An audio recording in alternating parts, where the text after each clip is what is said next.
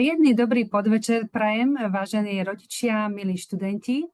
Vítam vás na dnešnej prezentácii, ktorú sme pripravili s kolegynkou Slavkou, ktorá má na starosti také akože technické naše oddelenie.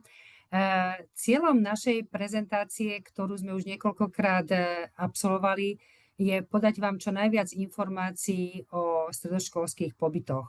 Ja by som si ešte dovolila predtým, ako začneme, spýtať sa kolegynky Slavky, že či ona bude môcť púšťať rodičov, ktorí sa mi stále ešte hlásia.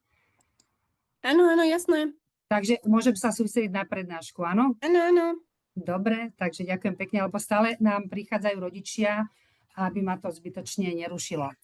Takže by som poprosila spustiť taký ten prvý náš slajd, Slavka.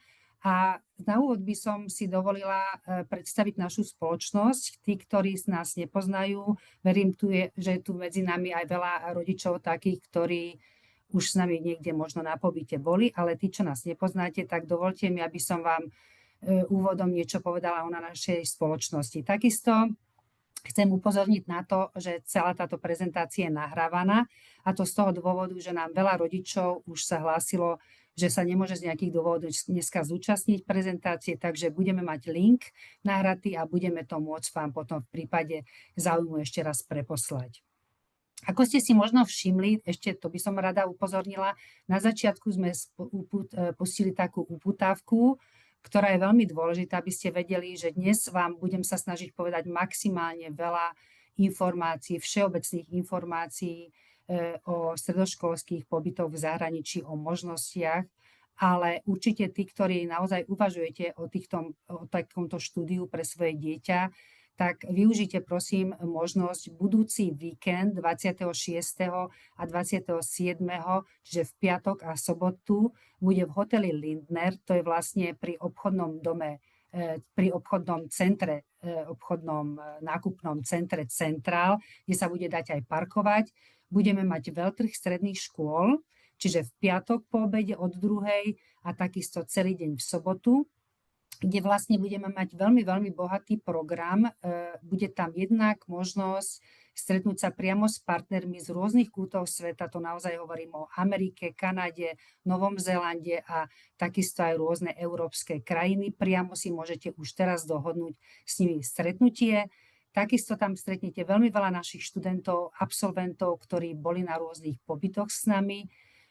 Budú tam neuveriteľne zaujímavé prednášky, ktoré jednak o rôznych programoch, takže naozaj ten program je veľmi, veľmi bohatý, takže tí, čo budete mať záujem, tak vás pri tejto príležitosti srdečne pozývam. Čiže budúci týždeň 26. v piatok a 27.9. v sobotu. Takže ešte raz by som chcela povedať len toľko, že moje meno je Betušová Iveta, to asi viete, vidíte.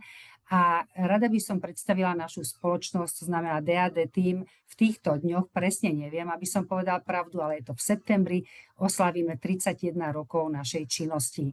Naozaj 31 rokov ponúkame, myslím si, že najdlhšie na Slovensku, ponúkame všetky služby ohľadom vzdelávania. Začali sme s jazykovo poznávacími pobytmi do Veľkej Británie, ponúkame jazykové pobyty počas prázdnin do akýchkoľvek krajín sveta, dokonca aj do Japonska je veľký záujem. A čo je teda najväčší záujem a o čom bude aj dnešná téma, to je štúdium na stredných školách v zahraničí. Čiže fungujeme ako cestovná kancelária a zároveň aj agentúra. Ale prejdeme na dnešnú tému, to znamená štúdium na stredných školách v zahraničí. Veľmi dôležité je možno povedať to, aby ste vedeli, že som jednak majiteľka a riaditeľka agentúry s úžasným tímom ľudí, ale zároveň som aj mama, ktorej deti absolvovali takéto pobyty, obidve moje deti, takže naozaj viem to posúdiť aj z takého pohľadu rodiča. Bolo to už veľmi dávno, pred 18 rokmi, takže moje deti už sú veľké, ale stále si pamätám tie prvé pocity, ako sme sa rozhodovali. Jedno dieťa možno menej chcelo, ktoré som musela viacej posunúť, druhé chcelo viac. Tým chcem povedať naozaj to, že tie pohľady tých detí na ten pobyt sú naozaj rôzne. stretávam sa s tým, pretože naozaj tie prvé stretnutia väčšinou vediem ja s rodičmi a vidím, aj včera som mala stretnutie, kde dieťa vôbec nechcelo a rodičia veľmi chceli, pretože už sami absolvovali taký pobyt, a dneska som mala zasa stretnutie, kde študent už bol jasne rozhodnutý a ocino prišiel len ako taká podpora.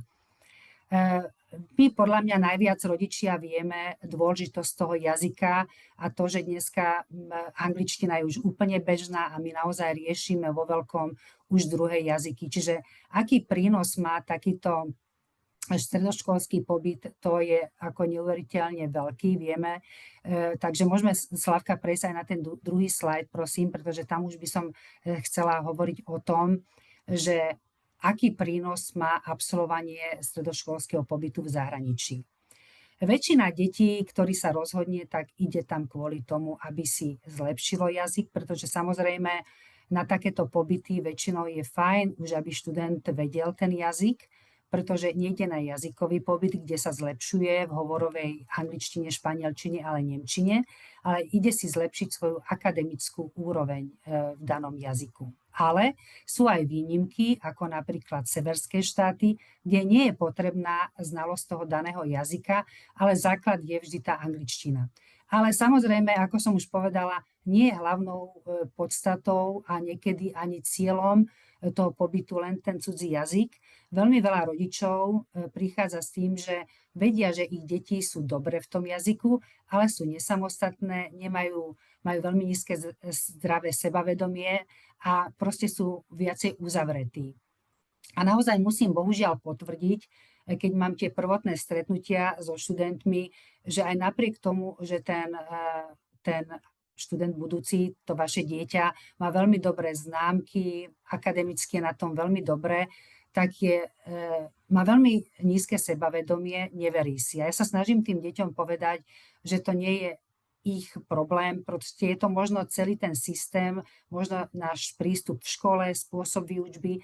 Samozrejme, ten náš školský systém je dobrý, do určitej miery máme veľmi veľa vedomostí, ale veľmi veľa detí nevie použiť tie vedomosti, veľmi veľa sa memorujeme a málo už vieme tie vedomosti posunúť ďalej. A samozrejme, možno aj to kritické myslenie, ktoré v škole u nás nie je až tak možno rozvinuté, tak tie deti nemajú možno priestor vyjadriť svoje pocity a tak naozaj sú viacej uzavreté. To znamená, že naozaj okrem toho cudzieho jazyku získajú samostatnosť, zdravé sebavedomie, nových kamarátov na celý život a hlavne veľmi veľa, a hlavne to je dôvod tiež, pochopiť aj inú kultúru ako tú vlastnú, byť viacej tolerantný, otvorený a v konečnom dôsledku získajú obrovské možnosti na to, aby mohli študovať napríklad do zahraničia, alebo keď nie do zahraničia, tak určite v tom jeho životopise to bude veľký bod, že proste absolvoval niekde pol roka, rok a že to zvládol tento pobyt. Takže aj keď sa pýtam, my na YouTube máme veľmi veľa zaujímavých rozhovorov so študentami, ktoré vediem ja, kde sa prvú otázku vždy pýtam študentov, prečo chceli ísť na pobyt a vždy odpovedali na to, že kvôli tomu, lebo si chceli zlepšiť jazyk. A po dlhom rozhovore na záver sa pýtam, čo by ste odporúčali študentom a čo vám ten pobyt najviac dal a prečo by ste chceli teda znova ísť, alebo prečo neľutujete to vaše rozhodnutie, tak už o tom jazyku nikto nehovorí, ale povedia ti ďalšie pozitíva, ktoré som spomenula. Čiže naozaj toto je celý taký balíček, ktorý to vaše dieťa svojím spôsobom veľmi, veľmi zmení a to vám zase hovorím ako z vlastnej skúsenosti, že naozaj na základe toho moje deti sa tiež vedeli podať si sami prihlášku do zahraničia a určite začali byť viacej otvorení a viacej komunikatívni. Takže ako rodič to určite odporúčam veľmi a treba niekedy tie deti podporiť, aj keď mnohí rodičia povedia, že OK, nechávam to na dieťa, musí sa same rozhodnúť.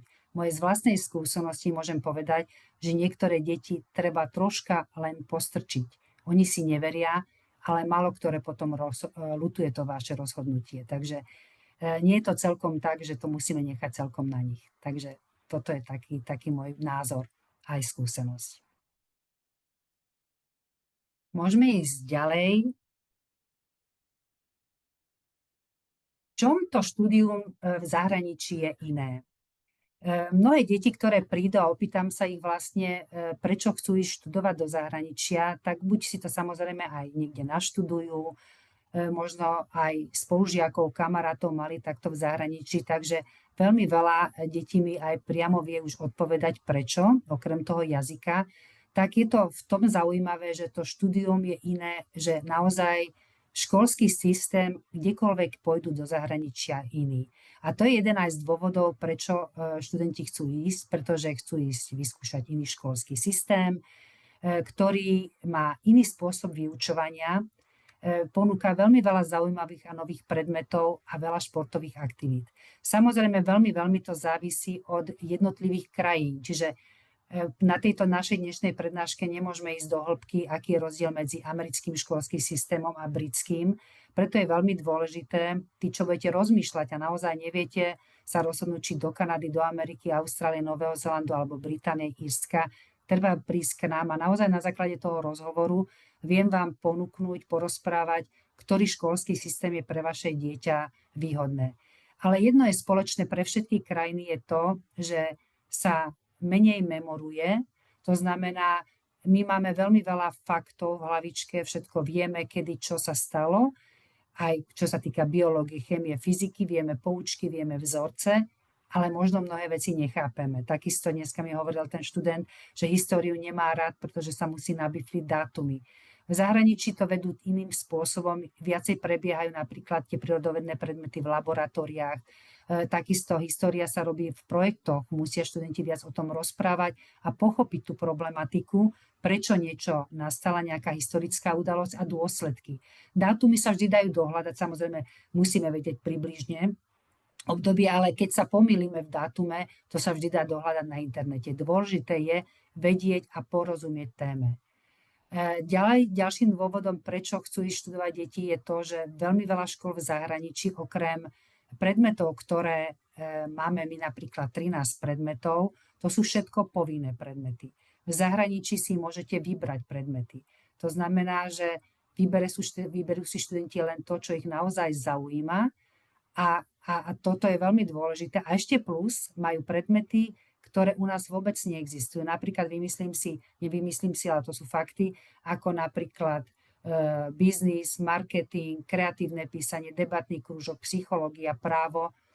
A tieto predmety si študenti môžu vyskúšať a na základe toho sa rozhodnú, či ich to vôbec bude baviť v budúcnosti študovať. Pretože naozaj skoro 90% mladých ľudí našich nevedia vlastne, čo v budúcnosti chcú robiť. Ani sa im nečudujem, pretože keď majú študovať 13 predmetov, naozaj veľmi dobre, aby im to nepokazilo priemer, tak jednoducho je to veľmi ťažké si vybrať. Čiže čo by som ja za seba zmenila v našom školskom systéme, je, že už 3., 4. ročník by som naozaj nechala na zúžené predmety, na to, čo naozaj tá mládež chce študovať a ten všeobecný prehľad podľa mňa získajú od základnej školy až po ten 2. ročník, ale aby mohli svoju energiu sústrediť na to, že napríklad chcem ísť študovať na medicínu. Práve dneska som mala stretnutie s jedným veľmi šikovným chlapcom, ktorý chce ísť na medicínu, zameriava sa na to a stále mu kazí priemer dejepis, ktorého má zlú známku, pretože nerad sa biflí a tým pádom celkovo to demotivuje, že tie známky nemá tak, ako by si predstavoval. Ďalšia veľmi dôležitá vec, že u nás malo ktoré dieťa sú výnimky, popri gymnáziu stiahajú nejaké aktivity.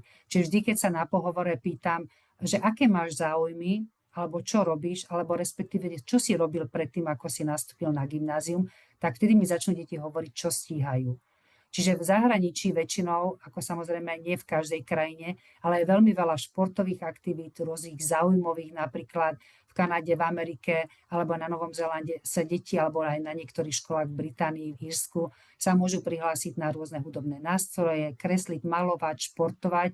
Čiže tam je cieľom tých krajín, aby deti naučili nielen, aby mali vedomosti, ale aby sa vedeli troška socializovať, aby mali aj nejaké záujmy, aby keď skončia ten high school, lebo tam väčšinou existuje tzv. Názov high school a nie gymnázium, obchodná akadémia, strojárina, ale škola, ktorá je ako keby všeobecná stredná škola a potom si deti môžu vyberať, tak chcú, aby tie deti, keď odtiaľ výjdu, aby vedeli športovať, zahrať si golf, tenis, aby vedeli možno hrať na nejakom hudobnom nástroji, aby proste mali aj iné záujmy ako škola.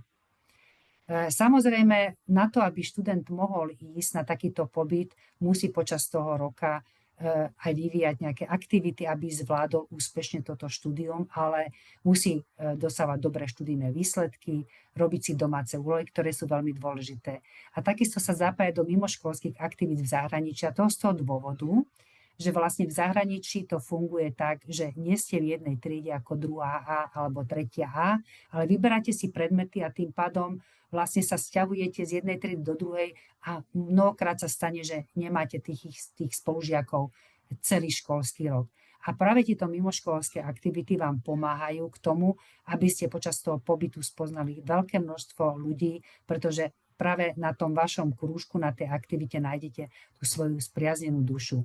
Takže to štúdium v zahraničí nie je len o tom, že sa učíte, drvíte sa, ale aj zapájate sa do rôznych mimoškolských aktivít a to je vlastne veľmi dôležité na to, aby ste ten pobyt prežili v takej pohodičke, šťastný a spokojný. Kde všade je možné študovať, tak čo sa týka, Slavka, poprosím ďalšiu stranu. Kde je možné všade študovať? Tak anglicky hovoriace krajiny, samozrejme veľmi obľúbená je Veľká Británia, Írsko. Aj keď teraz sa zaviedli víza britské, tak musím povedať, že počet záujemcov o Írsko rapidne narastlo, aj kvôli predmetom, ale to tiež bude aj téma našej prednášky na tom veľtrhu stredných škôl, kde budeme vám vysvetľovať, aký je rozdiel medzi írskym školským systémom a Veľkou Britániou, ale takisto sa dá študovať v Amerike, v Kanade, na Malte, Cyprus, Austrália, Nový Zéland. Čiže naozaj anglicky hovoriace krajiny je veľký výber, každá krajina má niečo špecifické, nie pre každého študenta vyhovuje každá jedna krajina, čiže naozaj to prvotné úvodné stretnutie je veľmi dôležité, aby sme vedeli rozhovorom študenta zistiť, že čo by to bolo pre neho dobré.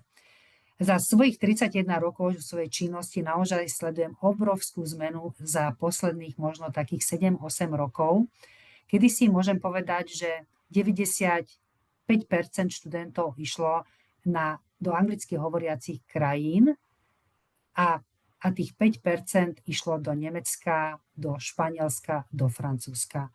Teraz sa tá štatistika úplne zmenila a môžem povedať, že 50% ide do anglicky hovoriacich krajín a 50% študentov ide do Nemecka, do Francúzska, do Španielska. Toto sú 3 také dôležité jazyky, ktoré by som povedala súperia medzi sebou, naozaj sú veľmi vyrovnané. A potom je veľký záujem o škandinávske krajiny, kde sa učíme švédsky, norsky, fínsky, dánsky. A čoraz viac máme záujem o Japonsko, kde máme momentálne 2 študentov. Taliančina je veľmi populárna a teraz najnovšie máme aj Koreu. Takže naozaj takisto budeme mať aj veľmi zaujímavú prednášku na tom veľtrhu, že jeden jazyk naozaj nestačí. A toto je naozaj pravda a čoraz viac aj mladých ľudí, a my hlavne rodičia vieme, že dneska angličtinu vie už každý vzdelaný mladý človek. Je to už taká plná bežná súčasť života a každý zamestnávateľ sa vás už spýta, keď nastúpia naši mladí do práce, aký vieš druhý jazyk. Čiže naozaj je potrebné porozmýšľať nad tým a všetci tí, ktorí prídu ku mne na stretnutie prvé, vedia, že moja veľmi častá otázka je, ktorý jazyk vieš alebo ktorý študuješ druhý. A všetko spravím preto, aby som toho študenta prehovorila na to, aby vyskúšal ísť či už do Nemecka, do Francúzska alebo do Španielska, aj keď si neverí, pretože napríklad do Španielska sa dá ísť, aj keď máte veľmi nízku úroveň španielčiny. Do Francúzska sa robia testy.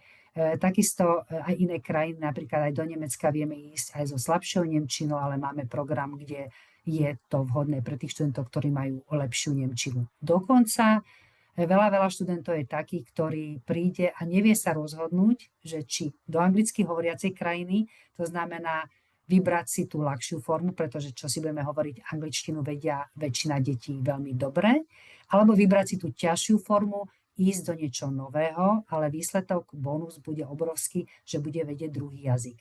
A keď sa niekto nevie rozhodnúť, tak navrhnem takú možnosť, ktorej sú prekvapení, že sa to dá, že na pol roka napríklad idem do Írska a na pol roka idem do Španielska alebo do Francúzska. Veľmi veľakrát to študenti využívajú.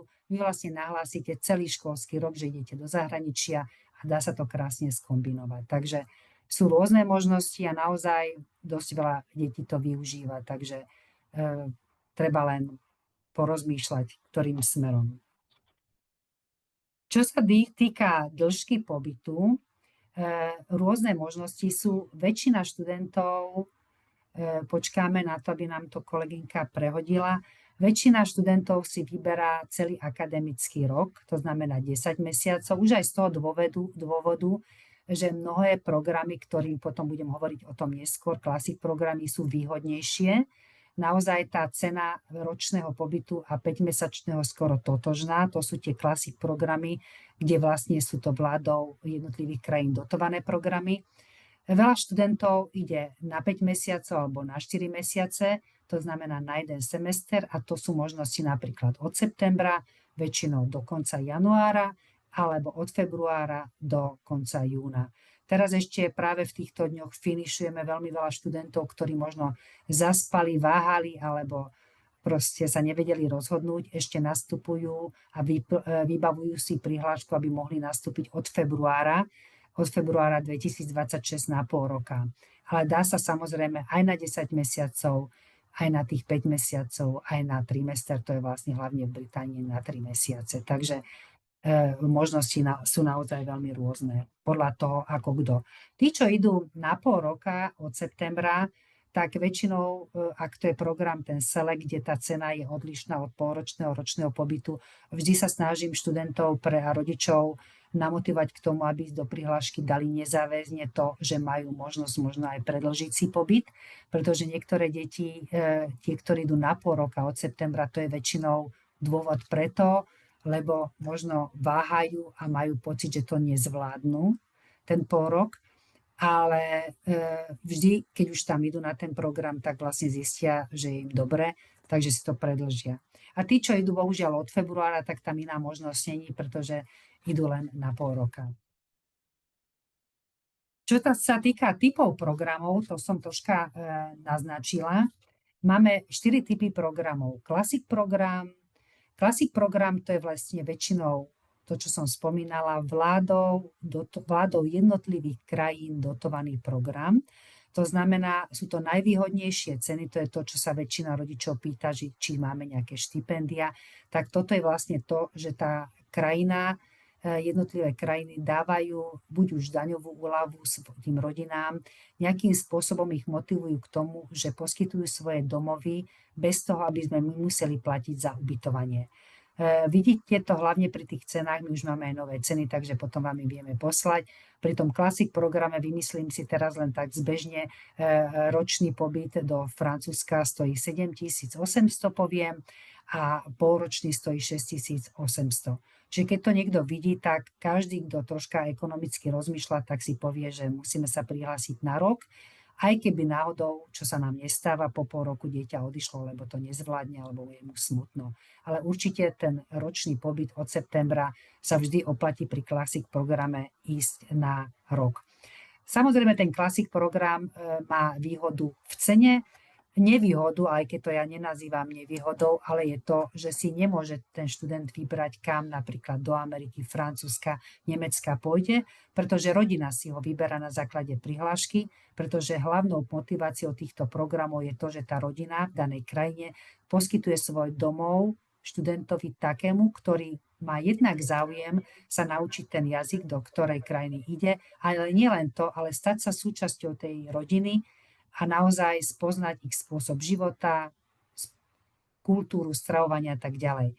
Takže pri tomto programe je to tak, že rodina si vyberie na základe prihlášky študenta, agentúra, náš partner hľadá v okolí rodiny vhodnú školu, ktorá akceptuje študenta. danom programe, v danom ročníku, ktorý vlastne potrebujeme a potom dostanete prihlášku kompletne. Čiže pri tomto programe nemáte možnosť si vybrať školu, nemáte si možnosť vybrať mesto, ale viete, že idete do štátnej školy, ktorá všetky tieto programy, ktoré poskytujeme, sú vlastne školy, ktoré sú obdobné našim gymnáziám. Classic Plus je podobný program, akurát ten má určité pridané také bonusy. To hlavne využíva, poviem, pri Francúzsku gymnázium Metodová, ktorá napríklad, a myslím, že aj ďalšie košické gymnázium, ktoré ponúka francúzsky program bilingválny, kde študenti, keď idú do zahraničia, musia mať podmienku tú, že počas štúdia budú mať biológiu, fyziku, chémiu a matematiku garantovanú, alebo napríklad, keď si niekto chce vedieť vybrať nejaké mesto, nejakú oblasť, ani nie, že mesto, ale oblasť napríklad vo Francúzsku, v Nemecku, alebo napríklad chce urban placement, to znamená, že chce mať garantované, že nebude na vidieku, ale vo väčšom meste. Takisto, keď niekto chce mať garantované, že hrá basketbal a musí pokračovať v tom basketbale, to je ten Classic Plus, to znamená, že za určitý príplatok si môžete zažiadať určitú požiadavku, väčšinou len jednu z tých, čo som spomenula, aby ste to mali garantované a stále je to výborná cena. Flex program a Select program. Flex program väčšinou je v Amerike, ktorý vlastne má na starosti kolegynka Slávka. To sú tiež veľmi zaujímavé programy, kde si môžete vybrať určité školy, ale podstata hlavná Select programu je to, že si môžete konkrétne vybrať konkrétnu školu a tým pádom viete mesto, viete, kam to dieťa ide a väčšinou je to preto, lebo chcete mať garantované určité predmety, určité aktivity, ktoré škole ponúka a vlastne chcete vedieť, kam to vaše dieťa presne ide. Väčšinou sú to dobrovoľníctvo, to platené rodiny, to znamená aj tá suma pri tých Select programov je vyššia a tam už vidíte ten rozdiel medzi pôročným a ročným pobytom. To už je markantný rozdiel, nechcem povedať, že je to polovička, ale je tam vidieť, že pôročný stojí toľko a ročný stojí dvojnásobok. Čiže tam áno, keď je dieťa také, že nerozhodnuté a nevie, či zvládne ročný pobyt, tak tam určite vždy odporúčame zabezpečiť najprv pôročný pobyt. Select programy sú všetko väčšinou programy štátnej školy s ubytovaním v hosťovských rodinách. Samozrejme ponúkame aj premium programy, to sú programy troška drahšie, ale sú to programy, ktoré ponúkame ako súkromné školy s ubytovaním v internátoch. Ponúkame ich vo všetkých krajinách a tam vlastne sa dostanú takí študenti, ktorí okrem angličtiny, nemčiny, francúzštiny, určitej znalosti, ktorú preverujeme testami, majú aj akademickú úroveň určitú. Idú tam väčšinou študenti, ktorí okrem toho, že sa chcú zlepšiť v danom jazyku, kam sa chystajú, tak chcú sa posunúť aj akademicky, využiť napríklad rôzne IB programy, ktoré sú dnes veľmi, veľmi populárne. Ponúkame ich takisto v rôznych kútoch sveta. Takisto by som chcela upriamiť, že na tomto veľtrhu bude mať Slávka Barlíková, kolegynka, veľmi zaujímavú prednášku práve o IB programe, pretože veľmi často sa stretávame s tým, že rodičia nevedia, čo je ten IB program. Je to medzinárodný dvojročný program ukončením medzinárodným diplomom, IB diplomom, ktorý je uznávaný na mnohých univerzitách, ale je veľmi dôležité vedieť, že nie je vhodný pre každého študenta. To znamená, že mnohokrát to láka rodičov prihlásiť na takýto program, ale treba vedieť vysvetlenie, ktoré sa dozviete aj na tej našej prednáške, aký je rozdiel v tom a pre koho to je vhodné. Tento IB program, takisto sa dozviete, že existuje aj pri IB program, ale nechcem ísť do hĺbky, ktorý vlastne preverí to, či toho študenta vôbec ten program by zaujímal. Ale naozaj to by sme išli do veľkej hĺbky, takže to sa treba dohodnúť individuálne alebo prísť na tú našu prednášku. Myslím, že to bude v sobotu na tom veľtrhu. Čo sa týka ubytovania, tak som už spomínala, že naozaj máme dva typy ubytovania. 99% našich pobytov je v hostiteľských rodinách. Naozaj sa netreba toho báť, pretože tie rodiny sú naozaj dobré. Samozrejme, stáva sa to a dosť často, že tá rodina nemusí sadnúť tomu dieťaťu, pretože veľmi dôležitá je chémia, aby fungovala, pretože takisto ako rodina, ktorá prijíma vaše dieťa na pobyt, chce mať tiež dobrý pocit, že má pol roka, rok študenta, ktorý mu sadne, dieťa, s ktorým si rozumie, tak takisto aj vy samozrejme chcete mať tú potrebu, že tá rodina je v poriadku. Čiže vždy súčasťou prihlášky je veľmi dôležitý list, ktorý píšete o sebe, o svojej rodine, o tom, ktoré vystihuje vlastne a podá informáciu tej hostiteľskej rodine v zahraničí, aby vedelo, aké to vaše dieťa je, ale zároveň z akého prostredia pochádza, ako fungujete ako rodina. A ich záujmom je, aby ten život váš a ich bol čo najviac podobný. Ja vždy tvrdím, a naozaj až 80% úspechu kvalitného a dobrého programu je tá hostiteľská rodina. A to je veľmi dôležité, aby ste vedeli a vaše deti, že oni do toho procesu tiež musia niečo dať. To znamená, to sú dve strany, nemôžu očakávať, že tá rodina bude vyvíjať všetky aktivity a ten študent nebude nič robiť. V prvom rade my sa musíme prispôsobiť tej novej kultúre, novú spôsobu života danej rodiny a zároveň prijať ich pravidlá, ale samozrejme vedieť sa aj ozvať, komunikovať, keď sa mi niečo nepáči. Čiže musím povedať, že to, čo som už povedala na začiatku, to nie je len o jazyku, ale ide o to, aby vaše deti sa vedeli naučiť aj prispôsobiť, aby vedeli vyliesť z tej svojej komfortnej zóny, ktorú my ako rodičia im poskytujeme v rodine doma, aby vedeli, že niečo môže byť aj iné a to iné nemusí byť vôbec zlé. A tie hostiteľské rodiny, ako som už povedala, sú dobrovoľnícke, to sú vládou jednotlivých krajín dotované programy a platené. Hostiteľské rodiny samozrejme sú rôznej farby pleti, náboženstva a kultúry a to je tiež veľmi dôležité, že všetci, ktorí chceme poslať svoje deti von, tak musíme byť už nastavení tak, že keď ideme do Ameriky, do Kanady alebo už aj do Británie, vieme, že to sú všetko krajiny, kde je mix národností a samozrejme môže sa stať, že v rodine bude mamička z Talianska alebo Filipínčanka a manžel bude z Kanady alebo proste v Nemecku sa stáva, že mamina je profesorka na univerzite, ale je pôvodom Turkyňa, ktorá žije tam už 40 rokov.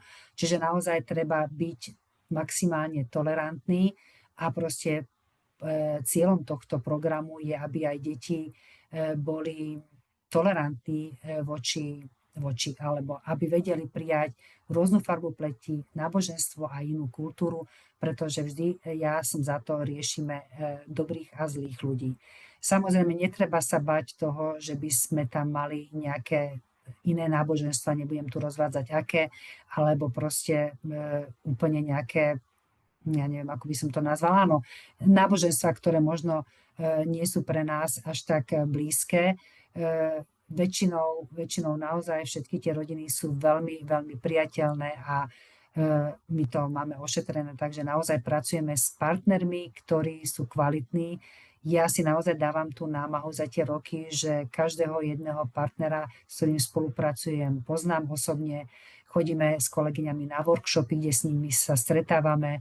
Dávam si ten čas a námahu, že vycestujem do zahraničia na rôzne miesta, aby som spoznala prostredie, kde posielame študentov. Takže naozaj to je, myslím, ten náš obrovský benefit našej spoločnosti, že za tých 31 rokov si vyberáme partnerov. Niekedy sa nám stalo, že niektorými partnermi skončili sme a vyberáme nových, kvalitných a ďalších, pretože vieme, že to, čo my vám slúbime, garantujeme, tak naozaj chceme, aby aj ten partner dodržal. Na druhej strane je však veľmi dôležité, že aj to dieťa musí vedieť sa správať na tom pobyte. Veľmi dôležité, vedieme deti k tomu, aby boli sebavedomé, aby boli ale na druhej strane slušné a vedeli sa správať. To znamená, že môžeme povedať svoje požiadavky, ale treba vedieť povedať ich slušnou formou, pretože v zahraničí nie sú veľmi naučení na zvyšovanie sa hlasu, na nejaké nie celkom vhodné správanie. A stáva sa bohužiaľ aj to, že tak ako my môžeme požiadať a vy môžete požiadať o výmenu rodiny, tak môže sa stať aj to, že náš partner požiada a povie, že rodina nechce hosťovať vaše dieťa. Alebo dokonca sa môže stať aj, že študent je vylúčený z programu pre nevhodné správanie, takže naozaj zase každá krajina má svoje pravidlá a my, keď ideme do tej krajiny, tak ich musíme aj akceptovať.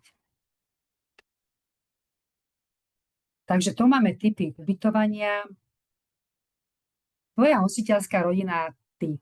V podstate mnohé veci som z toho povedala teraz, keď som sa tak rozprávala o tých rodinách, že naozaj 90 až 90% úspechu pobytu je dobrá hostiteľská rodina, takže väčšina rodičov, aj ja, som vždy mala taký rešpekt pred tým, či naozaj tá rodina bude dobrá, ale môžem vás ubezpečiť tak ako my, tak aj tá druhá strana má obavu z toho, že aká rodina bude.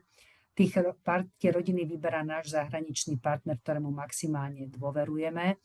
Takisto, ako som už povedala, naozaj je možná výmena hostiteľskej rodiny, ale vždy, keď nastane nejaký problém, tak najprv to preberáme spolu s vami, s dieťaťom vašim, o čo ide, o aký problém, pretože niekedy sa stáva, že to je naozaj len o komunikácii, to znamená, že naozaj si treba určité veci vydiskutovať a vysvetliť, že toto bude aj v inej rodine. Toto je o krajine, o ich spôsobu života. To nezmeníme a treba sa to naučiť prispôsobiť, ale samozrejme je vo vážnych problémov vymieňame. Dôležité je, že tvoja hostiteľská rodina vždy poskytuje domov, stravu, zázemie. A všetky rodina majú určité pravidlá, večierky, ktoré treba dodržiavať, ale dôležité je vedieť, že naozaj na to, aby fungoval výborne ten vzťah tej rodiny medzi tebou, študentom a rodinou, je to, že musíte do toho vzťahu niečo dať. A ja stále tvrdím, že keď ty do toho niečo dáš, tak sa ti to vráti. Čiže treba byť pozitívny, slušný, milý, komunikovať. A dôležité je vedieť to, že nejdete na 2 týždne, keď sa človek môže pretvarovať, aj tá rodina, aj vy, ale za tých 5-10 mesiacov určite nastanú situácie, tak ako aj doma v našom prostredí, že dojde k nejakej výmene názorov, proste k nejakému komunikačnému šumu. Proste je veľmi dôležité si to vedieť vysvetliť, ospravedlniť sa, opýtať sa, či som spravila niečo zlé. Že to sú obrovské benefity, ktoré vás naučia k tomu, že sa vy musíte vedieť aj prispôsobiť a vedieť troška aj diplomaticky možno sa porozprávať. Sme tu na to, naozaj, aby sme vám vedeli pomôcť riešiť, ak máte nejaké problémy. Mnohokrát sa stane, že neviete pomenovať, či to je nejaký problém, alebo niečo a na to sme tu naozaj s kolegyňami, sme fakt úžasný tím. Každá kolegyňa má na starosti iné krajiny, ktoré, ak sa niečo vyskytne na začiatku, vždy sa spojíme, spravíme si taký spoločný call rodič, dieťa a prediskutujeme, o čo ide a snažíme sa ukázať tomu študentovi, čo by sa ešte mohlo dať vyriešiť s tou rodinou, vydiskutovať a preveriť. Až potom riešime. Ale to je naozaj tiež na dlhú vec, pretože netreba okamžite to riešiť výmenou rodiny, pretože veľakrát sa stane, že to je naozaj len o tom, že si to treba vydiskutovať.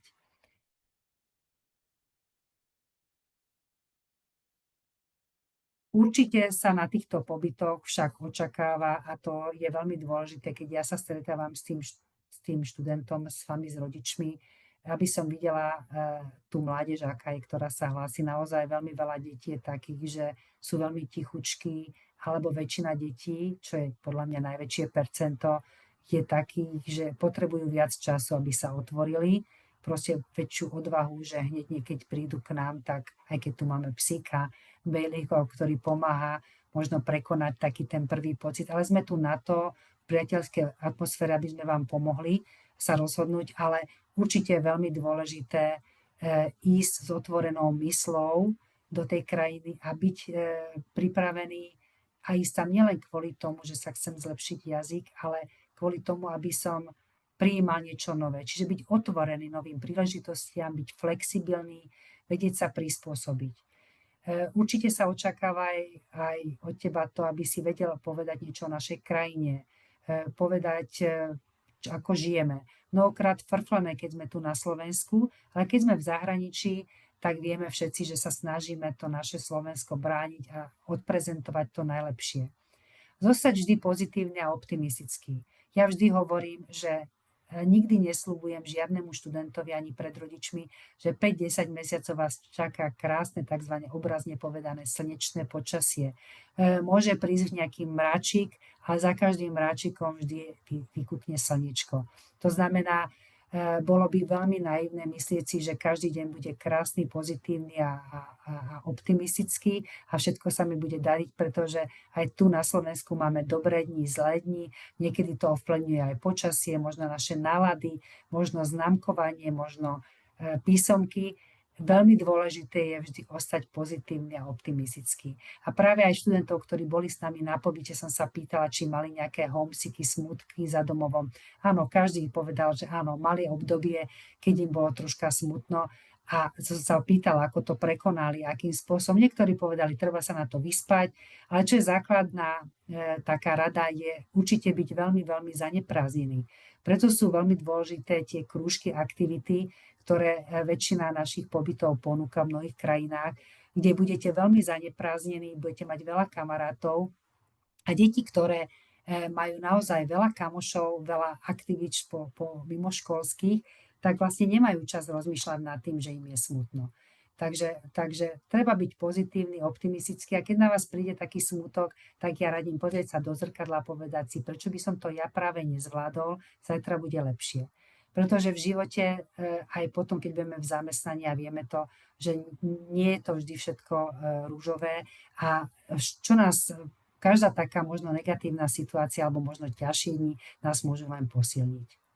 Veľmi dôležité je rešpektovať svoju hostiteľskú rodinu, byť s nej slušný, dodržiavať pravidlá, prípadne aj na internáte, ak budete, jak som už hovorila, a byť súčasťou života v hostiteľskej rodine, nezatvárať sa do izieb, pretože naozaj, hlavne pri tých klasik programov, mávame problém s tým, že rodina odmietne hosťovať študenta, ktorý prišiel a zle pochopil program, pretože to očakával, že celý program bude o tom, že bude zavretý do izby, bude sa učiť, prípadne na internete hrať hry. Nie. Rodina si ho zobrala kvôli tomu, aby s ňou strávili aj večeru, aj nejaké aktivity. Neznamená to samozrejme, že musíte byť stále s tou rodinou, pretože aj tá rodina má svoj život, svoju prácu. Takže každý máte svoju privátnu zónu, svoju izbu a svoj priestor, ale dôležité je byť súčasťou tej rodiny. Komunikovať a všetko riešiť. Základom celého pobytu je komunikácia. Vždy hovorím, nemému ani vlastná mama nerozumie. Čiže keď vás niečo trápi alebo neviete, čo vám je, treba minimálne nás kontaktovať, ale určite sa rozprávať a preberať tieto situácie. Netreba to dusiť v sebe. To je veľmi dôležité. Kultúrny šok, smutok za domovom. Kedysi dávno, Slávka vie, že možno pred 15 rokmi sme veľmi často riešili taký homesick. To bolo také dlhšie, že proste naozaj dieťa malo krízu. Kultúrny šok je najviac, by som povedala, sa vzťahuje na Ameriku. Amerika je asi krajina, kde ten kultúrny rozdiel je najvýraznejší v porovnaní s ostatnými krajinami. My na to vždy upozorňujeme, aj napriek tomu potom deti povedia, áno, mali ste pravdu, čo ste nám povedali. Ale tzv. Homesick, taký dlhodobý homesick, kde by sa nám deti vracali kvôli tomu domov, že to nezvládajú, tak ja sa nepamätám, že by sme mali. Bolo to kedysi veľmi dávno. Posledné roky možno zachytíme to, že deti majú smútok. A môžem vám povedať, že väčšinou sa to objaví koncom októbra, novembra, to už vieme, že máme spozornieť. Tie prvé dni, prvé mesiace, všetko je nové, všetko je super. A potom v oktobri začína byť také, že už som mesiac preč, už možno na mňa príde aj taká prvá kríza, už som všetko videl, všetko som počul, treba to prekonať. Takže najlepšia rada, ako som už povedala, komunikovať aj s tou rodinou. Veľmi zle robia rodičia to, keď to na to upozorňujeme, vždy potom predtým, ako odchádzajú vaše deti na pobyt, tak máme taký orientačný meeting, kde vás o všetkom informujeme. Ale základné pravidlo je, vážení rodičia, nekomunikovať s deťmi každý deň. A to z toho dôvodu, že potom majú pocit deti, že vám všetko povedia a už nemajú potrebu to rozprávať svojej rodine. A veľmi dôležité, aby tá rodina vedela aj o tom, keď dieťaťu je smutno. Lebo musí vedieť o tom, prečo je smutné a možno práve pomôže, ako prekonať ten smutok, ako to vyriešiť v tej škole, pretože pozná tú mentalitu. Takže ja osobne radím vždy poslať nejaké srdiečko, nejaký smajlík, dieťaťu, že na ňo myslíte a dohodnúť si možno raz za týždeň nejaký rozhovor a počkať na to, aby vaše dieťa aktivovalo ten rozhovor s vami. Pretože niekedy, a ja som to zažila vtedy, keď má nejakú tú krízu, tak možno nechce s vami toľko rozprávať, chce si to sám vo sebe spracovať. Takže treba rešpektovať naše deti. Tuto mi niekto píše, že ale my sme rodičia, nie žiaci. Ale ja verím, že to budú počúvať aj deti niekedy. Takže to ja hovorím všeobecne. A som rada, že máme tu rodičov a študentov. Áno, na koho sa môžeme obrátiť počas svojho pobytu? Toto je veľmi dôležité vedieť, že hostiteľská rodina, to je základ, to je miesto, kde vaše deti budú bývať, kde mali by mať zázemie. Potom je lokálny koordinátor, ktorý zastupuje nejaký človečík, ktorý patrí zahraničnej agentúre. A potom sme tu agentúra my, v ktorom si musím povedať veľmi úprimne, sme určite najlepší, pretože naozaj naše telefóny sú 24/7. Samozrejme upozorňujeme na to vždy, že prosím nevyužívať ich vo chvíľach, keď to nejde o ohrozenie života, nebudiť nás o 3:00 v noci, že potrebujete vyriešiť nejaký predmet, pretože my potrebujeme sa zresetovať a fungovať na druhý deň čerstvo, ale určite 100% každá kolegyňa viem, že nemá problém, ak je časový posun v Amerike, v Austrálii, vedieť si dohodnúť so študentom nejaký čas, aby sme vám boli k dispozícii a keď treba, tak aj cez sobotu riešime, keď sú veľmi dôležité veci. Naozaj sme tu k dispozícii, aby sme vám pomohli vyriešiť veci. Takže úloha lokálneho koordinátora je nájsť tú hostiteľskú rodinu, to znamená, to je ten človek, ktorý pomáha tomu partnerovi zladiť školu, plus rodinu, nájde aj tú strednú školu, pripravuje mesačné hlásenia alebo vôbec hlásenia, každá krajina to má iná a pomáha ti práve, keď niečo potrebuješ. Určite je veľmi dôležité povedať, a to naozaj funguje, že je to vždy o človeku, niektorý koordinátor je veľmi aktívny, niektorý menej, ale bohužiaľ s tým nič nespravíme, vždy je to o ľuďoch, na koho natrafíme, ale my u nás máte vždy garanciu toho, že sme objektívni, snažíme sa byť objektívni a vždy ste v prvom rade, v prvom rade vás zastupujeme, vás rodičov a študentov, ale vždy si musíme vypočuť aj stranu zahraničnú. To znamená, keď je nejaký problém, vy nám napíšete, my to napíšeme do zahraničia, oni nám pošlú svoju verziu a niekde my sme uprostred. A musíme nájsť to správne riešenie. Samozrejme, vtedy sú veľmi dôležité tie rozhovory spoločné, rodič, dieťa, my, aby sme našli nejaký ten prienik. Ono väčšinou to je tak, že nikdy sa nepohne lístok bez vetra, takže niekde je uprostred pravda, ale vždy je našim cieľom pomôcť vášmu dieťaťu, aby teda sa našlo to riešenie, aby každý bol na tom pobyte spokojný a šťastný. Kedy sa začína a končí štúdium? To je veľmi odlišné v závislosti od krajiny. Väčšina krajín začína v septembri, tak ako my na Slovensku, a končia v júni. Plus, minus. Napríklad Španielsko začína až 18. septembra. Nemecku sa odchádza rôzne v závislosti od časti Nemecka. V Amerike takisto sú rôzne termíny odchodu, ale povedzme si, že sa začína väčšinou od septembra a končí sa v júni a odchádza sa koncom augusta. A prichádza sa zasa v máji alebo v júni. Výnimkou je Austrália, Nový Zéland, kde školský rok začína úplne inokedy, začína vo februári a oni majú vlastne december a január veľké dvojmesačné letné prázdniny. To znamená to, čo my máme v júli, v auguste. Ale Austrália a Nový Zéland nám vychádzajú v ústrety, že tam je možné nastúpiť v júli.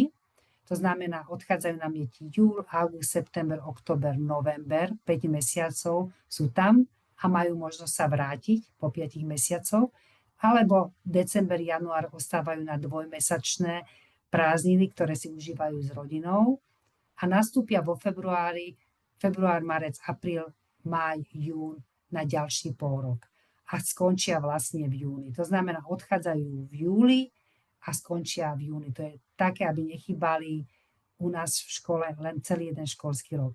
Väčšinou začnú tak, že začnú nastúpia do druhého pôroku v Austrálii a nastúpia potom vo februári od začiatku školského roku.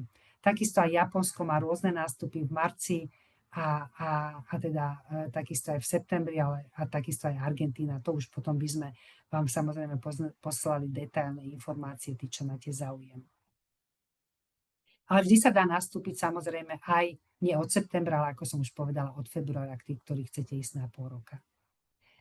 Všetky programy, ktoré ponúkame, dávame si na to veľký pozor, sú uznávané našim ministerstvom školstva, čo je veľmi dobré, pretože všetky školy sú vlastne kvázi ako keby náhrada našich gymnázií. Neznamená to, že nemôžu s nami študenti, ktorí sú z obchodnej akadémie, zo strojárin, aj s nami chodia, pretože výhodou je to, že mnohé programy v zahraničí, ako tie high school, ktoré som spomínala, neponúkajú len predmety gymnáziálneho typu, ako biológia, chémia, fyzika, ale ponúkajú aj predmety ekonomika, biznis, strojarina a tak ďalej, že naozaj sa v mnohých krajinách dá nájsť škola aj pre študentov, ktorí nenavštevujú gymnázium. Dôležité je však vedieť to, že študent, ktorý absolvuje takýto pobyt, či už pol roka alebo rok, tak a vybere si naozaj dobré predmety, ktoré vždy pomôžeme vybrať si, aby teda neboli to predmety, ktoré u nás vôbec neexistujú, ale bude tam mať varenie, štrikovanie, cvičenie a žiadny akademický predmet, ale na toto my dávame veľký pozor a vždy vám poradíme, ako to treba riešiť v škole predtým, ako podáte prihlášku. Takže naozaj každý 99,9%, ak nie 100% našich študentov po návrate spraví rozdielové skúšky, ktoré si vopred dohodne so školou a pokračuje so svojimi spolužiakmi.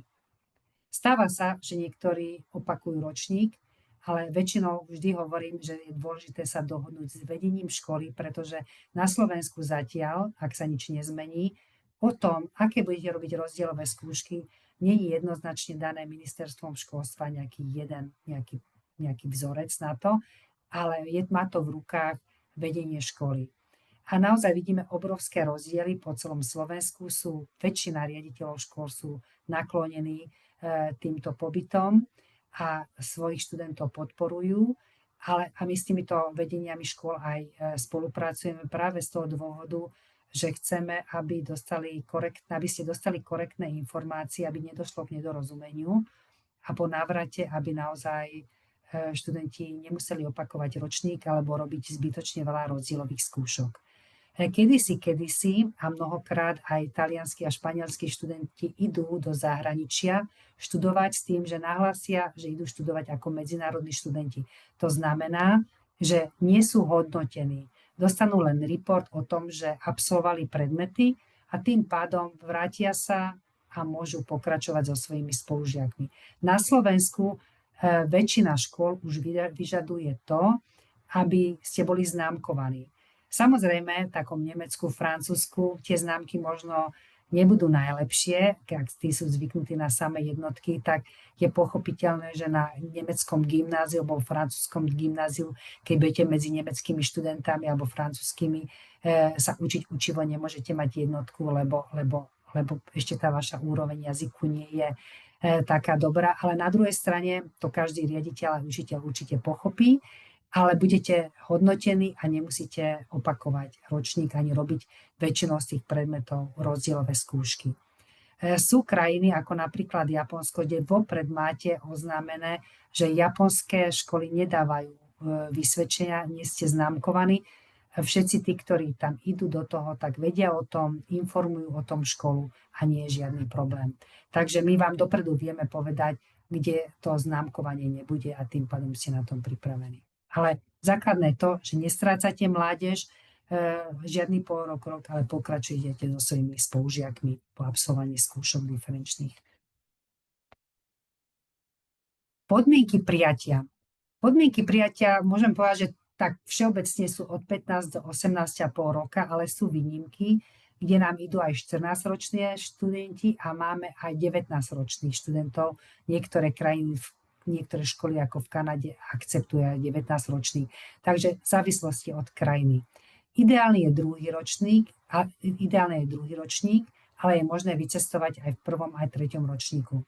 To znamená, že určite treba sa hlásiť už vopred, to znamená tí, ktorí chcú už od septembra 2026, už teraz sa naozaj treba prihlasovať, pretože je to potrebné rok predtým vybaviť, máte veľa možností a tak ďalej, ale veľmi veľa študentov ide aj v 3. ročníku. Závisí od toho, či máte 4-ročné gymnázium alebo 5-ročné. Tam, kde máte 5-ročné, tak mám informácie, v 4. ročníku už maturujete zo slovenčiny, tak väčšinou, keď takýto nejaký študent príde, tak zažila som už aj to, že rodič aj študent mal veľký záujem vycestovať v tom 4. ročníku do zahraničia, tak si to dohodli, že tú slovenčinu, maturitu preložili do 5. ročníka. Ja osobne ako rodič si myslím, že to naozaj stojí za to mať o jeden predmet viac v 5. ročníku, keď bude maturovať a mať možnosť stráviť rok niekde v zahraničí a získať všetky tie benefity, o ktorých sme sa bavili. Primerané jazykové schopnosti potrebné na zvládnutie štúdia na strednej škole, to je to, čo som spomínala, že pri niektorých programoch je potrebná určitá znalosť. Napríklad v Nemecku v určitých programoch je potrebné aspoň A2, B1, vo Francúzsku takisto treba pri niektorých programoch, ale pri niektorých programoch nie je potrebná znalosť. Stačí, že ste študovali, čiže nepreveruje sa to testami. Tiež nás treba osloviť a nebáť sa a vyskúšať, že či naozaj, aké sú znalosti. Primerané študijné výsledky za posledné 3 roky, tam sa tiež netreba zlaknúť toho, pretože naozaj tí zahraniční partneri nebazírujú veľmi na tom, či má niekto aj nejakú 3. Oni chcú vidieť hlavne výsledok a schopnosti toho študenta. Čiže netreba sa báť aj takí, ktorí máte nejakú 3 alebo nebodaj. Dneska som počula, že niekomu sa tam pritrafila nebodaj aj 4 z nejakého predmetu, keď vidíme, že ostatné známky sú primerané. Áno, pri niektorých krajinách, hlavne pri tých vládou dotovaných programov, musíme spraviť taký priemer tých vysvedčení a to vám vždy vieme povedať dopredu, že či je to v poriadku. Čo je pre mňa najdôležitejšie pre nás všetky kolegyne, okrem týchto podmienok je pre mňa veľmi dôležitá osobná kvalita toho uchádzača. To znamená, aby som vedela, že naozaj je to mladý človek, ktorý chce ísť, ktorý je slušný, ktorý sa vie správať, ktorý sa vie vyjadrovať, vie komunikovať už aj s nami, keď riešime tú prihlášku, vidíme, že sa tu toho zapája, že sa má otázky, že to nerieši za ňoho len rodič. Je veľmi dôležité byť naozaj čestný, zodpovedný, otvorený, mať otvorené myslenie a veľmi taký prispôsobivý. Toto sú dôležité, pre mňa oveľa dôležité momenty viac ako to všetko ostatné. A potom samozrejme záujem o to štúdium, spoznávať iné krajiny, inú kultúru, vedieť sa prispôsobiť znova, čo som už povedala, a zdieľať každodenný život s tou hostiteľskou rodinou, byť súčasťou toho pobytu a vyťažiť z toho pobytu maximum.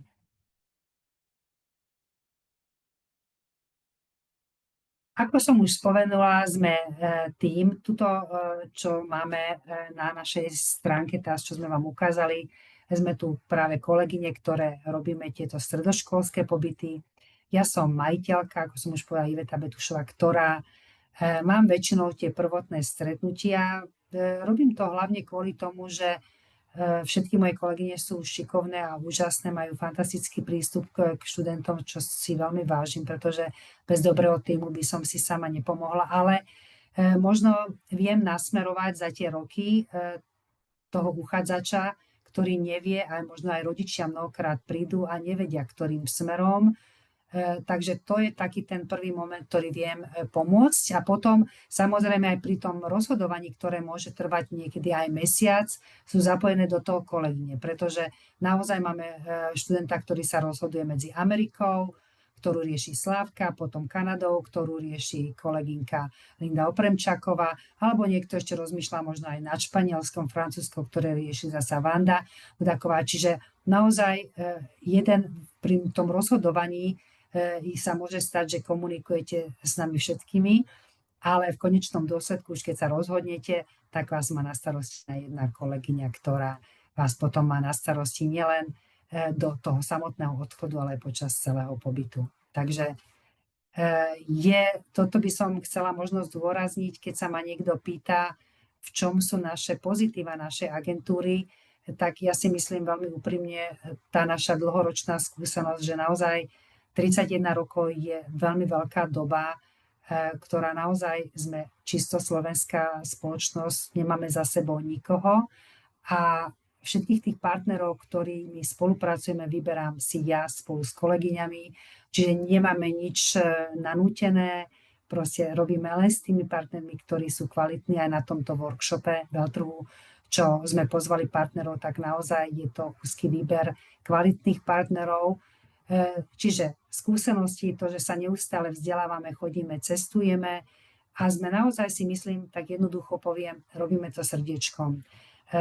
A to si myslím, že vždy treba, ja za seba, keby som bola ako rodičom na stránke, dneska nájdete veľmi veľa spoločností a je to veľmi ťažké vybrať si. Naozaj veľmi ťažké, nezávidím vás tým, ktorí nemáte žiadne odporúčanie a len idete a vyberáte podľa stránky. To je naozaj veľmi, veľmi zložité. Čo určite odporúčam, možno nájsť si ten čas a prísť aj na naše stretnutie k nám do kancelárie, navnímajte si to prostredie a sami rozhodnete o tom, potom ktorým smerom. Nie vždy cena je dôležitá, pretože samozrejme ceny sú tiež dôležité, ale dôležitá je podľa mňa kvalita, pretože posielate to najvzácnejšie, čo máme my všetci, čo sme rodičia a proste jednoducho je dôležité ich zveriť do rúk, ktoré sú naozaj akože serióznosť. Takže to sme my, naša agentúra. Takže budeme veľmi radi, ak príjmete pozvanie na náš veľtrh budúci piatok, sobotu. Niektoré školy, s ktorými spolupracujeme, už v piatok prídu do hotela Hilton, kde môžu prísť aj individuálne, čiže môžete prísť aj vy sami rodičia. Dúfam, že kapacitne sa tam zmestíme. Tam v piatok v hoteli Hilton budeme mať od 8:30 prednášky do 12:30 rôzne prednášky, či už z Kanady, z Ameriky. Proste máme tam asi 8 partnerov z rôznych kútov sveta, ktorí budú prednášať o školskom systéme a potom od 2 hodiny sa presúvame do hotela Lindner, ktorý som už spomenula, že veľmi dobré miesto, pretože sa bude dobre parkovať v obchodnom centre Central v Bratislave, kde v sobotu myslím, že je úplne zadarmo. A tam si už teraz môžete dohodnúť stretnutia, pretože to je veľká výhoda, že vy budete mať priamých 30 minút len pre seba. Môžete si vyskúšať či už partnera v Nemecku, v Španielsku, máme tam veľmi veľa partnerov z Kanady, pretože to je teraz naozaj veľké boom Kanada, takisto aj Írsko. A potom veľmi veľa zaujímavých prednášok, či už o Japonsku, či už o IB programe, ktorý som vravela, o tom, prečo druhý jazyk je dôležitý, o rozdielu medzi írskym školským systémom a anglickým a veľa ďalších zaujímavých prednášok. Plus tam stretnete našich milých študentov, ktorí sa radi vždy nám prídu pomôcť na tento veľtrh. To sú všetko naši absolventi, tí, ktorí ešte sú na Slovensku, lebo naozaj 95% mladých ľudí, ktorí absolvuje s nami stredoškolské pobyty, odchádza do zahraničia. Čiže vážení rodičia, budem v tomto úprimná. Ak idete dávať dieťa na strednú školu, tak je veľká šanca, že vám odíde, ale mnohí sa aj vrátia. Ja mám 2 deti, jedno mi ostalo v Anglicku, druhé mám tu, takže sa teším tejto skutočnosti. A nakoniec, povedzme si úprimne, to som ja teda rodič, si mám ten názor, že deti máme len požičané, čiže asi by sme im mali dať tú možnosť, ak máme tú možnosť, poskytnúť im či už finančne, či to, že ich podporujeme, aby vyskúšali tieto možnosti. Takže veľmi sa na vás tešíme a čo by sme ešte na záver. Ja by som teraz otvorila možno takú diskusiu. Ešte tam bola taká stránka, že ale nevadí, môžete si navnímať tieto naše programy, neviem, či to vidíte dobre, ale každý z vás môžete nám napísať a my vám pošleme ten link, aj to nájdete na našej stránke dadteam.sk, sa prekliknete na tento veľtrh, kde si môžete už pozrieť celý náš program, dohodnúť si stretnutie.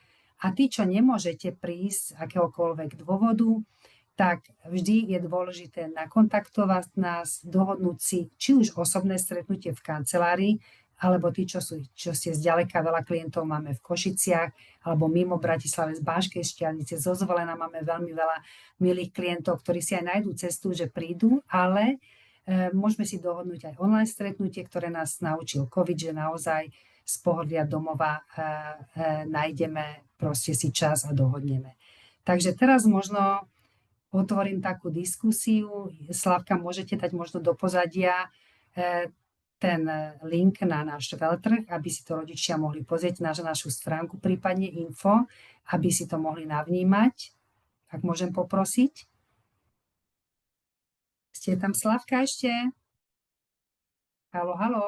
Áno, sekundičku, len som odpovedala na čete. Dobre. Áno, ďakujem pekne. Áno, niektorí rodičia nám píšu a to sa ťažko na to odpoveda, takže sa ospravedlňujeme. A teraz, keď kolegynka tam dá teda to, čo chcem od nej, aby to tam dala, tak otváram diskusiu a prípadne Slavka, ak ju môžem pekne poprosiť, ak dokončí jednu činnosť, tak budeme čítať aj možno tie otázky, ak niektorí rodičia dali nejaké otázky, lebo vy ich asi nevidíte. Takže otváram diskusiu a keď sú tam aj rodičia, aj deti, ako som už povedala, tak budeme veľmi rada, ak sa budete pýtať. Takže asi sa nám troška nedarí, ale ja si myslím, že to za chvíľočku zvládneme. A za chvíľočku sa môžete rodičia pýtať, potom môžeme pokračovať. Takže kľudne sa zapojte do debaty, prihláste sa a môžete priamo hovoriť. Netreba sa hanbiť. Pýtajte sa kľudne. Sme tu pre vás.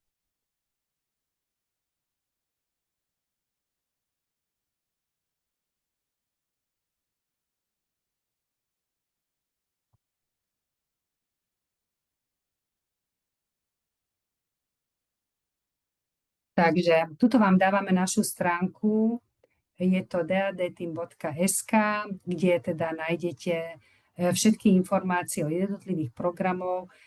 Na našej stránke sú také všeobecné informácie o jednotlivých krajinách, ale keď napríklad chcete už konkrétne k jednotlivým programom, tak ku všetkému máme podrobné informácie. Takže vždy vám vieme zaslať a na základe toho sa potom môžete rozhodnúť. Takisto máme aj cenník, ktorý vám vieme preposlať, takže treba nás len kontaktovať. Chvíľočku počkáme, ak teda nebudú žiadne otázky, lebo veľa rodičov je takých, že uprednostní skôr osobné stretnutie, neradi rozprávajú takto do kamery možno, tak to samozrejme rešpektujeme. Máme otázku. Áno. Že čo v prípade, ak sa dieťa, ktoré odíde na ročný pobyt, rozhodne odísť po pol roku? Ono to závisí od toho, prečo, z akého dôvodu. Ak to je zdravotný dôvod, tak sa to rieši veľmi individuálne.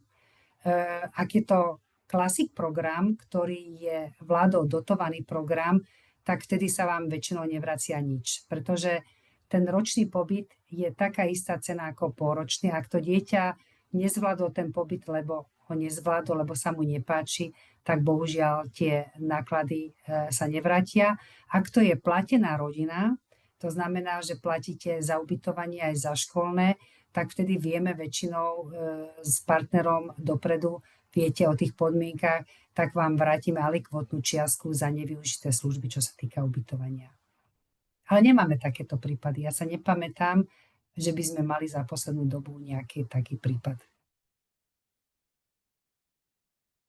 Kedy odporúčame začať vybavovať pobyt od septembra 2026? Tak už sa to začalo.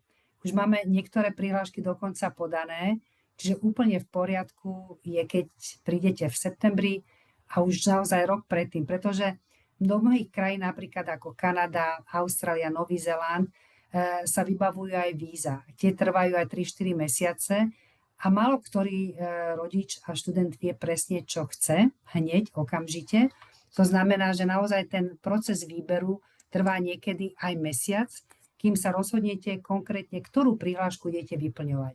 Potom tá samotná prihláška trvá tiež nejaké 2-3 týždne, v závislosti od krajín, napríklad do Ameriky, do Kanady alebo do Austrálie treba rôzne aj očkovania alebo potvrdenia od lekárov, od školy a tak ďalej. Čiže je to taký celkom fajn proces. Čiže ono dokopy to niekedy trvá aj 2 mesiace, ale sú prípady, ktorí sa prihlásia úplne na poslednú chvíľu, ak to ten možnosť umožňuje, že ešte sú voľné miesta a vedia to zvládnuť aj za 2 týždne. Ale určite ja uprednostňujem, je to vážne rozhodnutie, keď sa to spraví s takým kľudom.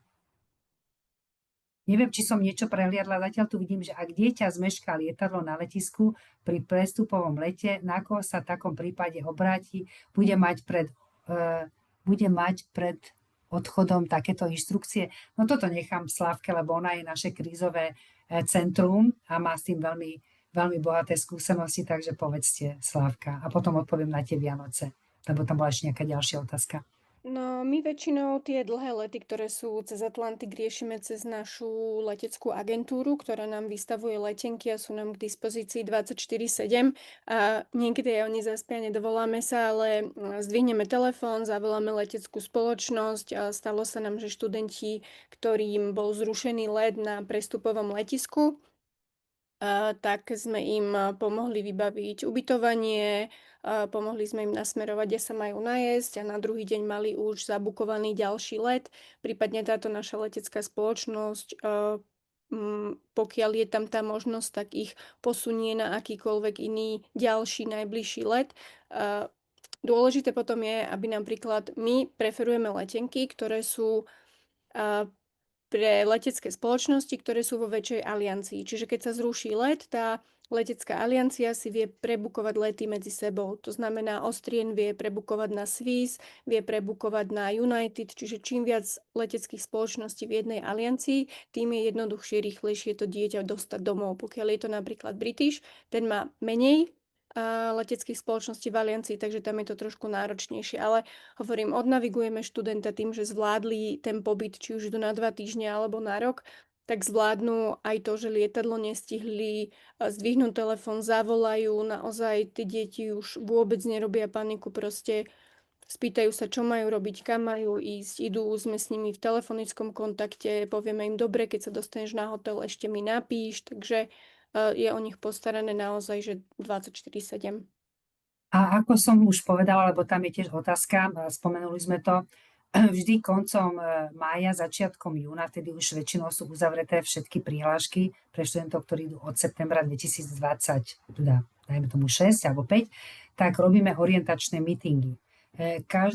Ktoré sú vlastne povinné a väčšinou trvajú hodinu až 2 hodiny, kde poskytneme všetky informácie, už budete mať tzv. Balíček na cestu pripravený, kde máte všetky praktické informácie a prejdeme si všetko, či už od platobných kariet, od telefónov, o práve takýchto situáciách na letisku, čiže naozaj dostanete od nás kompletné informácie. Sladka, bolo tam niečo? Áno, prepáčte? No ešte tu, či je možnosť na chvíľu sa naspäť vrátiť napríklad na Vianoce. Áno, v závislosti od programu. Vy, keď sa prihlasujete na konkrétny program, dopredu viete, že pri tomto programe na Vianoce dieťa nemôže prísť domov. A musíte to akceptovať. Väčšinou sú to tie klasik programy, kde tie deti sú umiestnené v hosťovských rodinách, ktoré sú dobrovoľnícke. A tie rodiny sú preto deti, aby s nimi zažili aj Vianoce, čo je veľmi, veľmi sympatické.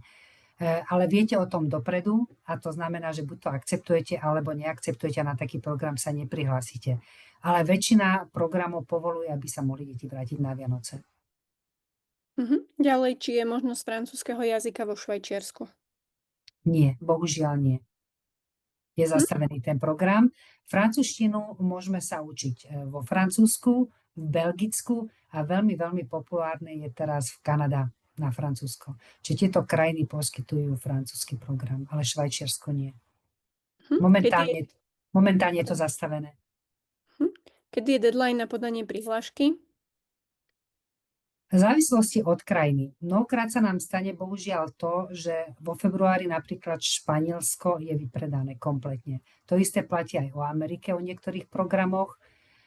Niekedy by som povedala, že kedysi sme mali, aj to tam máme v informáciách pri každom jednom, že je určitý deadline, napríklad vymyslím si 20. február, a potom hneď máme alebo do vypredania, nechcem povedať, že zásob, lebo to znie ako tovar, ale podľa počtu dostupných miest. To znamená, že teraz posledné roky sa nám stáva to, že ešte pred deadlineom už nemáme miesta. Nie my ako naša spoločnosť, ale samozrejme to sme my, ale náš partner napríklad či už v Španielsku alebo v Kanade, má už vypredané miesta. Čiže jednoducho nevieme vám poskytnúť. Vieme vám poskytnúť niečo iné, preto je to dobré, tí, ktorí začínate skôr, tak máte široký výber. Máte momentálne všetko.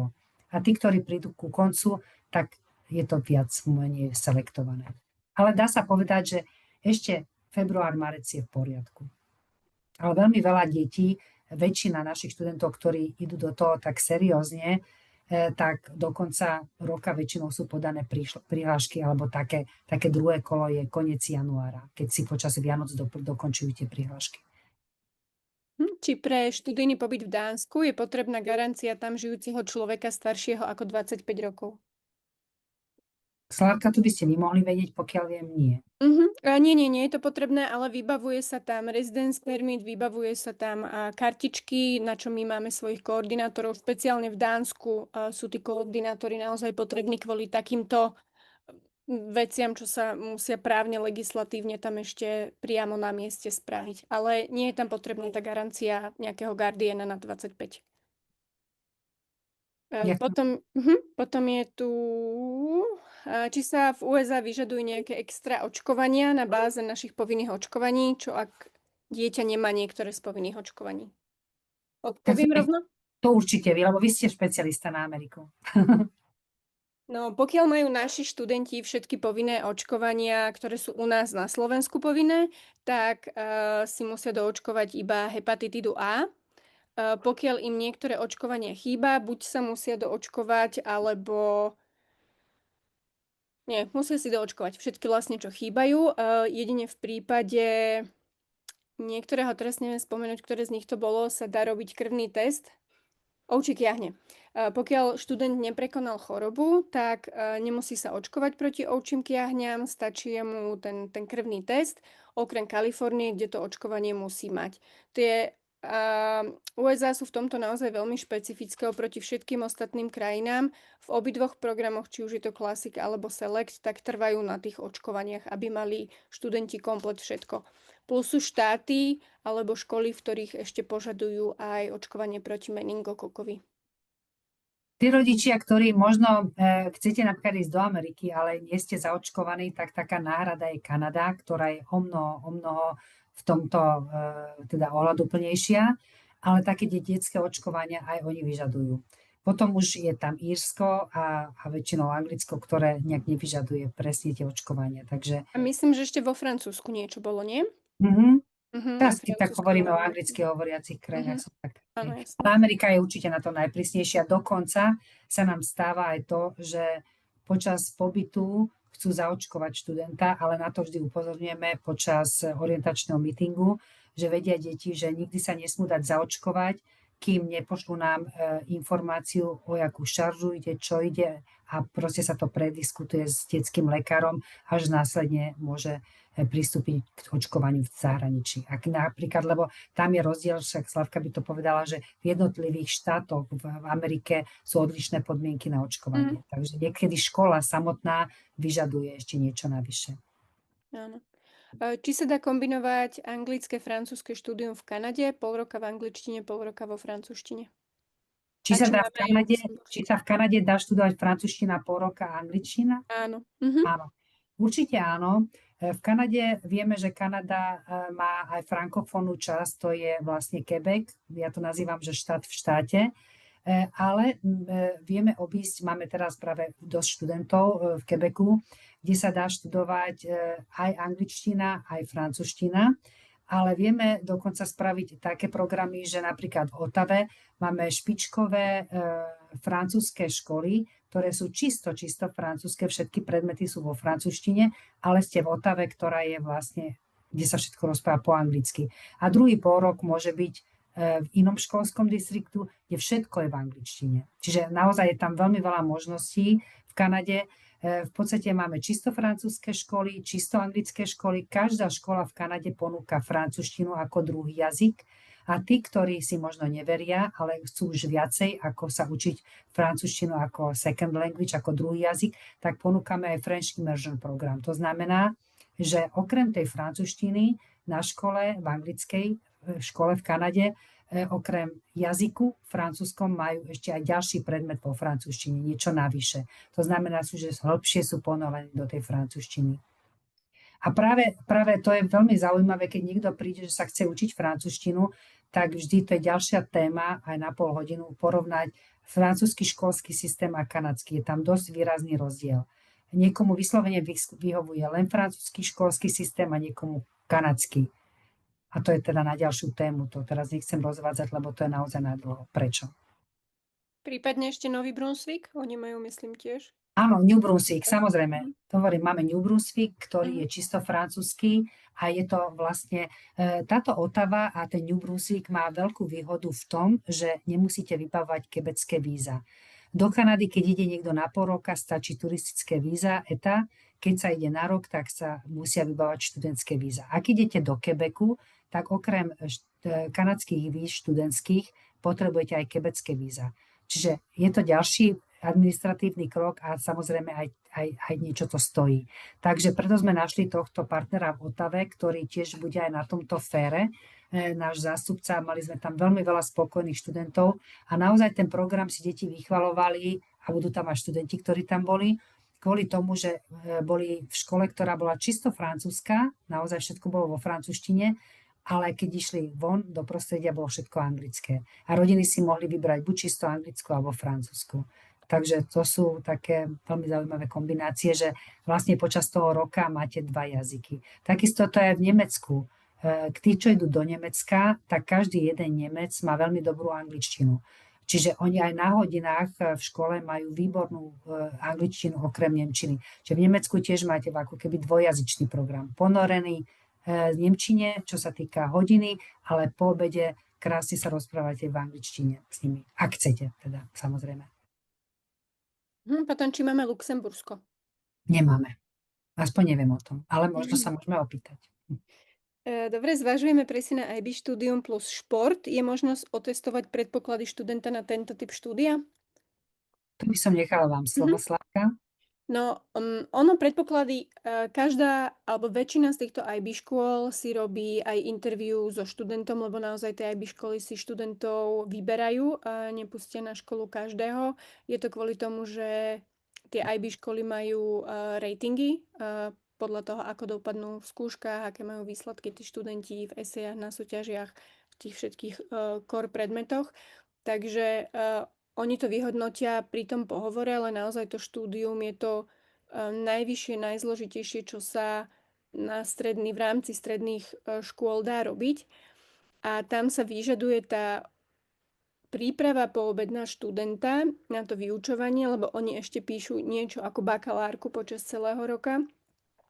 Takže tam tá poobedná príprava je okolo 20 až 25 hodín. Čiže tie športy, pokiaľ to chce robiť pravidelne, intenzívne alebo na nejakej vyššej úrovni, tak pri tom IB štúdiu to nebude stíhať. Tie školy poskytujú športy, robia študentom výlety, aktivity, akcie, robia si rôzne všetky také tie delfy a podobne. Ale pokiaľ by chcel vrcholovo robiť šport, napríklad, neviem, hokej, tak tam je to naozaj že náročné sklobiť, lebo tam sa vyžaduje naozaj tie 3-4 hodiny denne ešte príprava na ďalšie štúdium, na ďalšie dni.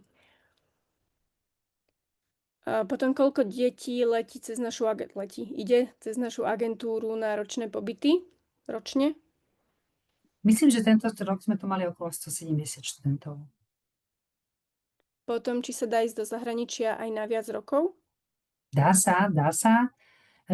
Ja som lebo moje dieťa bolo medzi prvými, čo maturovalo v Kanade, to znamená, že máme čoraz viac študentov, ktorí ukončia svoje štúdium aj maturitou. Čiže my sme to absolvovali, aj to je veľmi zaujímavá vec, že naozaj, ak idete do takého ročníka, konkrétne on bol v 3. ročníku, vonku, vrátil sa, spravil rozdielové skúšky za 3. ročník, tuto na gymnáziu, a tu sme nahlásili, že ide maturovať do Kanady, čiže zmaturoval v Kanade a potom tu požiadali sme o nostrifikáciu maturitného vysvedčenia, spravil rozdielové skúšky zo slovenčiny na gymnáziu Metodova, sa to robilo tuto v Bratislave a v podstate áno, má slovenskú maturitu aj kanadskú, čiže je toto tiež možné, čiže aj 2, aj 3 roky, koľko financie dovolia.